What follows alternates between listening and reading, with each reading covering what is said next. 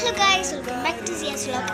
ഇന്നത്തെ വീഡിയോ എന്ന് വെച്ചാൽ ഒരു പേപ്പർ നെയിൽസ് ഇല്ലേ, മറ്റേ നമ്മളിങ്ങനെ ഉണ്ടാക്കിക്കൊണ്ടിരിക്കാൻ അവർ നെയിൽസിൻ്റെ വീഡിയോ ആണ്. അപ്പം അത് ഉണ്ടാക്കുന്നത് നിങ്ങൾക്ക് വീഡിയോയിൽ കാണിച്ച് നേരെ പിന്നിട്ട് എടുക്കാം.